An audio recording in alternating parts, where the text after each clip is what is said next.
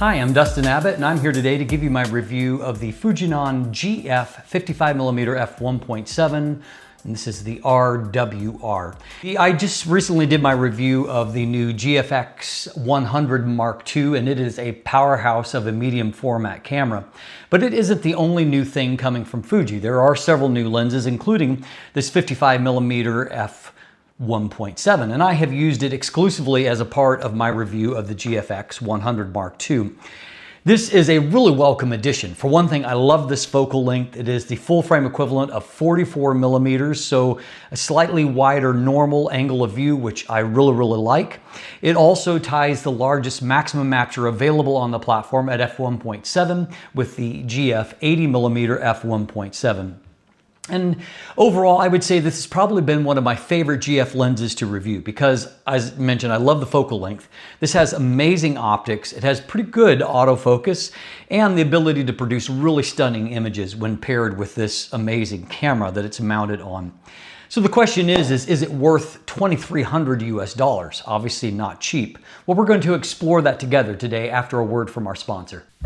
Today's episode is brought to you by Fantom Wallet, the minimalist modern wallet that is now even better with the new Fantom X that is crafted from aluminum right here in Canada.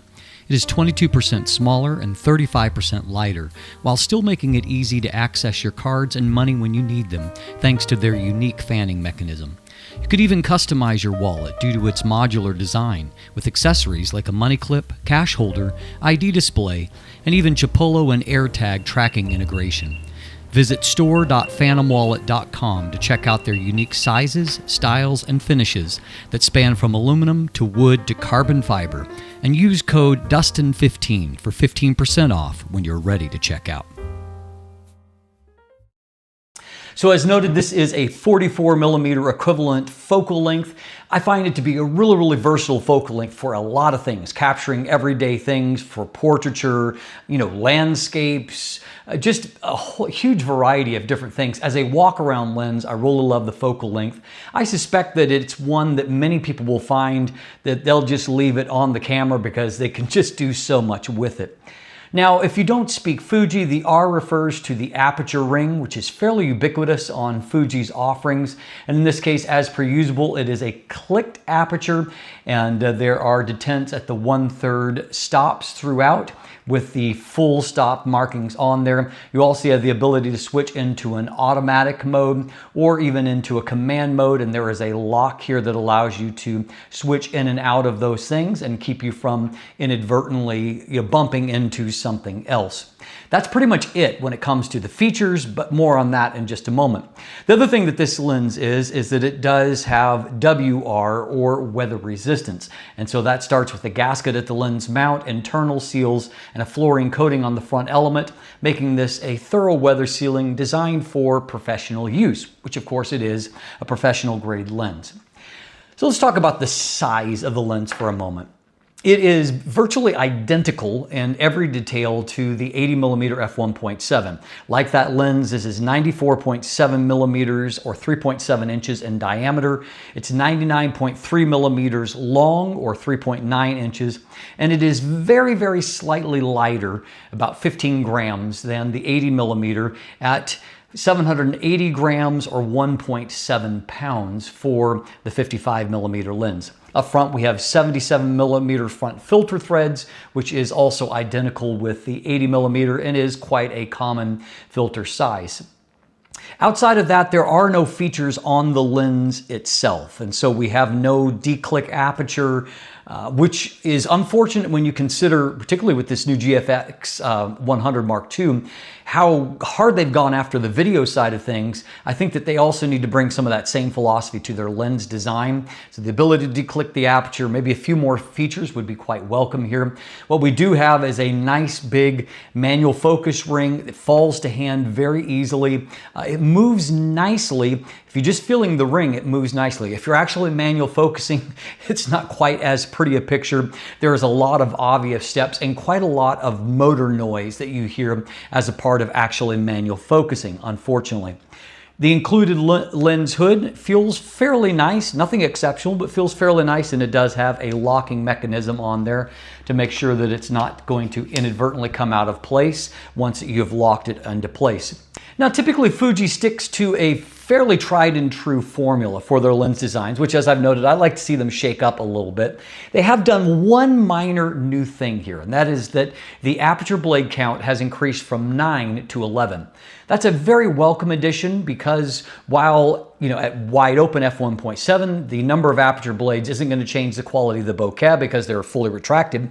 But when you stop the lens down, an 11 bladed aperture does a better job of retaining a circular shape in this case than what the 9 bladed does. And so it helps just with the quality of the bokeh as you stop the lens down a little bit. Now, obviously, as noted, this is the largest maximum aperture that is currently available on Fuji's medium format, so that's very welcome on a lens like this. It just means that when the light gets dimmer, you have more options for depth of field, and it also, in my opinion, makes it a more interesting lens for portrait work when you consider that you can still achieve a fairly shallow depth of field even working at a little bit further a distance. And so I really like it for that. Also improved here over the 80mm is that we have the ability to focus down to 50 centimeters or 1.6 feet, but we have a higher magnification of 0.17 times, which is actually a little bit above average for a 45 to 50mm type lens. And so that is very welcome because it allows you to get some really beautiful up close work. And with this amazingly high resolution on this body, you can further crop it and make it look a little bit more macro-ish. So overall, pretty much what you would expect if you're familiar at all with Fuji's lens design on the GF system, with the exception of getting a few more aperture blades in the iris itself, and so obviously that is welcome. Now, one thing that I continue to find surprising, and I think a lot of people do, is that rather than employing linear motors on this obviously premium lens, we instead have a DC focus motor, which is an older, cruder technology, just like we saw on the 80mm. I don't know if Fuji has an issue in employing their linear motors on these really large maximum aperture. For example, they released in the last year and a half, a 50mm f1.0 lens for the XF mount. And that lens also employed a DC motor, though for the nicer lenses on XF, almost all of them have linear motors. And so I think that in these really large maximum aperture situations on these primes, for whatever reason, Fuji's running into an engineering challenge of employing linear motors. And I would love to see them take a note from Sony, for example, that on a lens like this would probably employ like 4 of their similar linear motor type motors to make sure that focus is really quick and really quiet. That's not what we have got here. And so you'll definitely hear focus sounds during autofocus. It's kind of a scratchy sound as it goes back and forth. And as you can see here, autofocus speed is fairly good. It's not great, but it is fairly good. And overall, I found that focus actually was quite good. IAF worked really well for portraits sessions, and it worked well for shooting animals. The one exception I will say to that is that if you're close enough to where depth of field starts to affect the eye, you discover that autofocus is actually more on the eyelash or the eyelid and not on the iris itself. And about 80% of the time, that's where autofocus ends up. So unfortunately, that obviously isn't ideal, and I would love to see them refine that just a little bit further. It probably has more to do with the focus system in the camera than what it does the lens itself, truth be told. Now, in terms of the focus speed, kind of a mixed bag there. I certainly did not find it was fast enough to keep up with Nala if she was moving towards me. You pull out a camera, they immediately start to come towards you. And so I would try to take pictures, and it just wasn't really all that successful. However, in a more controlled environment where I had my son run up to shoot layups, shooting basketball, I found that the tracking capability was fairly good with this lens and the GFX 100 Mark II. I got about an 80% well-focused result, which is frankly better than what I've seen in times past. I also found that in most backlit situations, focus was pretty good. This photo of a friend golfing, very strong directional autumn sun, backlighting him. But you can see that once I brought up exposure, you can see that it's very well focused on his face, despite that, and him being in motion. I also found that In a few of these backlit photos that I got good focus. In one case, it was just kind of pulsing and wouldn't lock onto a closer subject. So I did have to manually focus, but for the most part, I got pretty good results in those situations. I also found that autofocus was good in low light situations, even shooting at, by necessity, at ISO 12,800. At this bookshelf that was completely in the dark, I was able to lock autofocus okay. So good there, and obviously having that larger maximum aperture is useful. Now, when it comes to the video side of things, it was a little bit rougher, and you can see with the focus pulls, there is some pulsing, there's some uncertainty, some settling. Unfortunately, pretty much par for the course from what I expect on Fuji, and particularly the GF platform, but even the XF platform some as well. Even in just a video shot of just a landscape scene, you can see that initially there's some pulsing before focus settles down. When I did my hand test, it was kind of a mixed bag. It didn't do too bad, and I do find that Fuji's focus system works better when it has an AI trackable object on frame. And so it did better in transitioning from my hand to my eye, but it didn't always go where it should have gone in those situations, as you can see. And so overall, autofocus continues to be the kind of weakest area of lens design here, either lens design or camera design, whatever the case may be. It's hard to parse out the reality between those two things, but there's still room for improvement there, though I do think there is some improvement to what I saw on the 80mm. Now, fortunately, I have no reservations when talking about the amazing image quality from this particular lens. It was a delight to shoot with, and I found that it had many of the strengths of the 80mm f1.7, but with fewer weaknesses, leaving it as a stronger overall candidate in my mind. We're going to dive in and we'll do a deep dive into the image quality performance together. So first of all, let's take a look at vignette and distortion. You can see that there is a mild amount of barrel distortion, but a much stronger amount of vignette. I was able to correct the distortion with just a +5. You can see it's quite linear, no real issues with that. The vignette is much heavier at +86, which that's over 3 stops of vignette in the corners, so it's going to require a significant amount of correction. Now, one area of definite strength is there's next to no longitudinal chromatic aberrations before or after the plane of focus. So you can see no real purple fringing before, very little green fringing afterward. Likewise, if we jump into a real-world image here against a very kind of high-key background, I typically see a lot of fringing on old cameras and settings like this, but you can see that in these edges near the transitions, everything is really, really well controlled. So great job there on the longitudinal chromatic aberrations.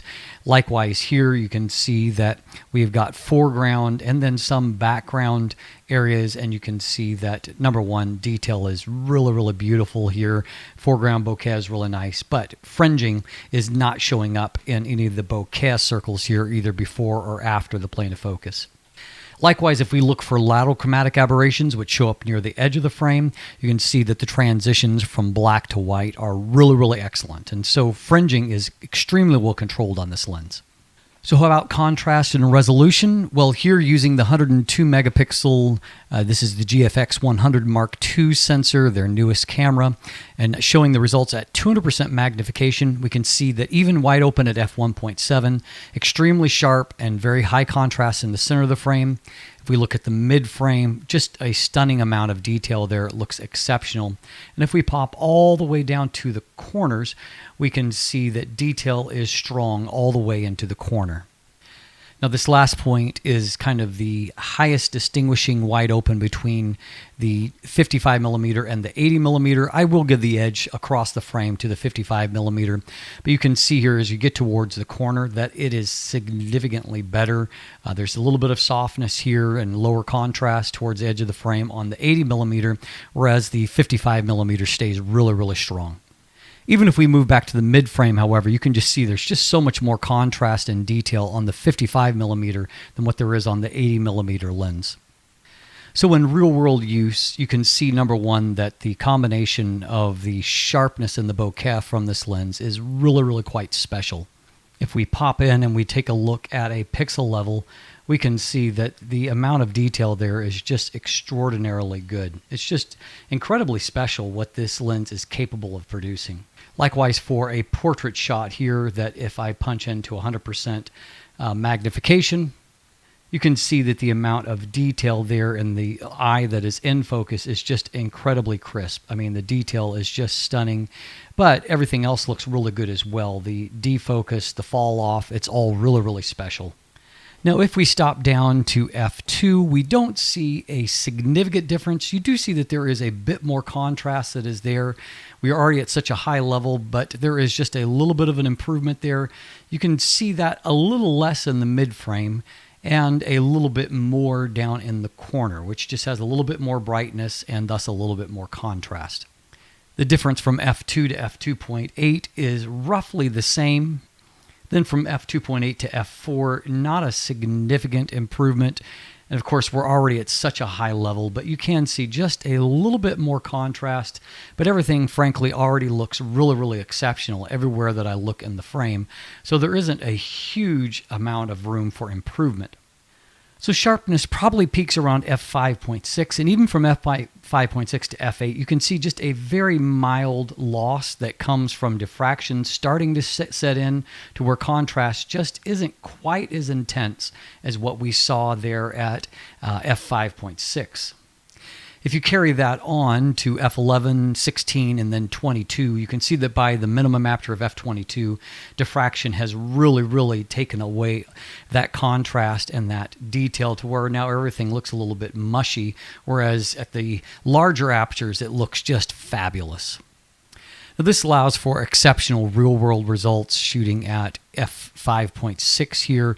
You can see that all up into the trees that I've got just amazing detail and all of these things. And then as we kind of move off towards the distance, even while contrast diminishes because of the atmospheric environments, you can see that the detail there is just fantastic.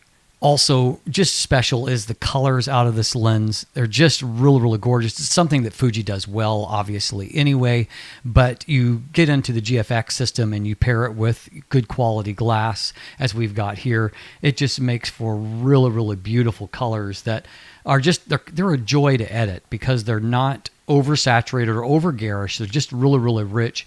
And the various gradations in these larger pixels are just really, really a joy to edit.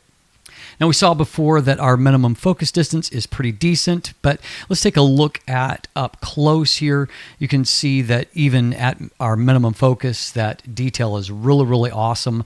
And so that allows us to have even better performance for real-world results in that you can start with an image like this, which isn't quite macro level, but the ability to deeply crop on such a high resolution body and then to see that kind of detail obviously allows you a lot of versatility in getting macro type lens images even from a lens that only has so magnification.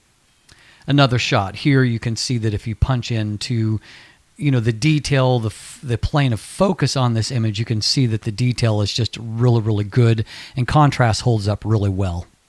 I also find that the combination of sharpness and then transition to softness is really great. The fall off on this lens for light, for color, but then also for sharpness is just really, really well done. And so you can see we're super sharp here in the very narrow plane of focus around this eye.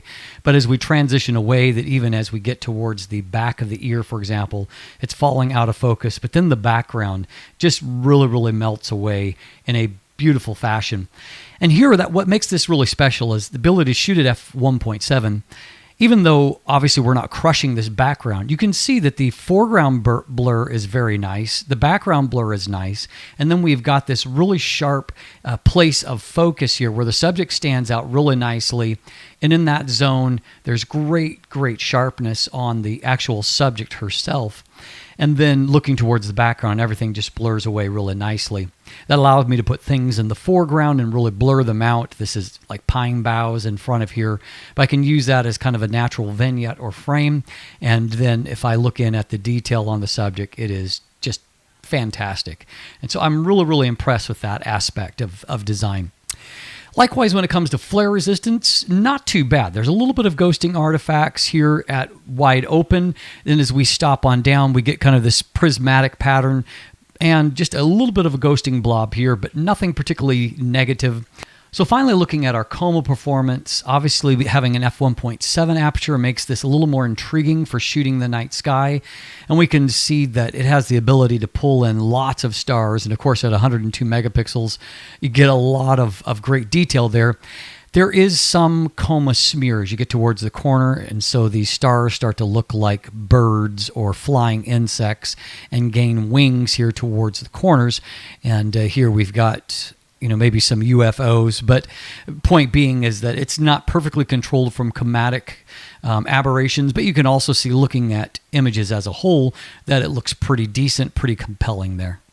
So in conclusion, this is easily one of my favorite GF lenses to date. I love the focal length, I love the large maximum aperture, I love the images I can get with it. I am ready to see some evolution in the features and that end of the design, to see them just progress a little bit more and what they're including in these premium lenses. I also think it's high time for them to discover a way to make linear motors work in an application like this, to where the great optics of this lens can be unleashed in its autofocus performance as well. This is an expensive lens at $2,300 US, but at the same time, it is no more expensive than the premium prime lenses on full frame platforms. And so I don't think that that is necessarily the hurdle to overcome here. People that get into medium format typically do so with the understanding it's going to be expensive, but the trade-off is that the image quality is unique and unmatched with any other smaller format system. And so at the end of the day, this lens is really attractive, and I will say this, that if I were to dive into owning Fuji's medium format, this lens would be pretty much at the top of my list. I really enjoyed it. It's a lens that I could use frequently and be very happy to use. I'm Dustin Abbott, and if you look in the description down below, you can find linkage to my full text review, to the image gallery. Please like and subscribe if you haven't already. Thanks for watching. Have a great day. Let the light in.